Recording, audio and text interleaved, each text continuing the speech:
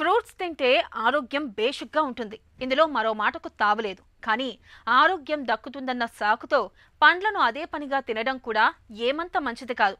అతి చేస్తే గతి చెడుతుందన్న చందంగా పండ్లను అతిగా తినడం మొదలు పెడితే లేనిపోని సమస్యలు తలెత్తే ప్రమాదం కూడా ఉంటుందని గుర్తుంచుకోవాలి. పండ్లలో సహజంగానే చక్కెరలు, క్యాలరీలు ఎక్కువగా ఉంటాయి. ఆరోగ్యం పేరుతో వీటిని అతిగా తినడం మొదలు పెడితే బరువు పెరగడం, జీర్ణ వ్యవస్థ అస్తవ్యస్తం కావడం వంటి సమస్యలు మొదలవుతాయని చెబుతారు పోషకాహార నిపుణులు. పండ్లను అతిగా తినడం ఎందుకు మంచిది కాదో ఇప్పుడు తెలుసుకుందాం. ఫ్రూట్స్ అనగానే అందరూ జ్యూస్ ఎక్కువగా ప్రిఫర్ చేస్తూ ఉంటారు. సో ఫ్రూట్స్ మనం ఎప్పుడైతే జ్యూస్ ఫామ్లో తీసుకుంటూ ఉంటామో, జ్యూస్ ఎప్పుడైతే ప్రిపేర్ చేస్తామో మనకు ఫైబర్ కంటెంట్ అనేది ఆల్మోస్ట్ ఆల్ ఫైబర్ కంటెంట్ అనేది డ్యామేజ్ అయిపోతూ ఉంటుంది.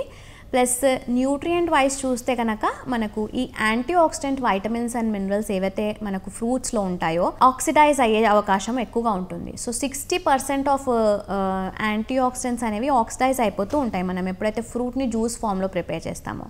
సో యాజ్ సచ్ రా ఫ్రూట్ తీసుకోవడం చాలా వరకు బెనిఫిషియల్ ఉంటుంది, ఎందుకంటే మనకు చాలా యాంటీ ఆక్సిడెంట్ న్యూట్రియంట్స్ ఉంటాయి కాబట్టి ఎక్కువ ఫ్రూట్స్ తీసుకోవడం వల్ల మనకు హెల్త్ బెనిఫిట్స్ ఉంటాయి అన్నమాట.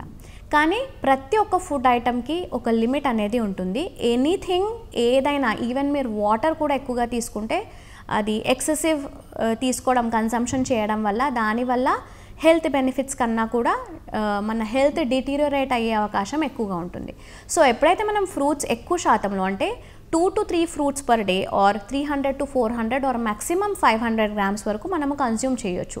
ఎప్పుడైతే దానికన్నా ఎక్కువ క్వాంటిటీ మనం తీసుకుంటూ ఉంటామో ఫ్రూట్స్లో షుగర్ కంటెంట్ ఎక్కువగా ఉంటుంది కాబట్టి, పీచు పదార్థం అనేది ఎక్కువగా ఉంటుంది కాబట్టి మన డైజెస్టివ్ ట్రాక్ట్ అనేది టోటల్గా డిస్టర్బ్ అయిపోయి దానివల్ల ఎక్సెసివ్ షుగర్ కన్సంప్షన్ వల్ల డయాబెటీస్ రావడం కానివ్వండి, వెయిట్ పెరగడం కానివ్వండి, ఓవరాల్గా డైజెషన్ డిస్టర్బ్ అవ్వడం కానివ్వండి, కడుపు ఉబ్బరంగా అనిపించడం కానివ్వండి, యాసిడిటీ ఇలాంటివి, మలబద్ధకం కూడా ఎక్కువ ఫ్రూట్స్ తీసుకొని వాటర్ కన్స్యూమ్ తక్కువ చేస్తే కూడా ఈవెన్ మలబద్ధకం అవుతుంది.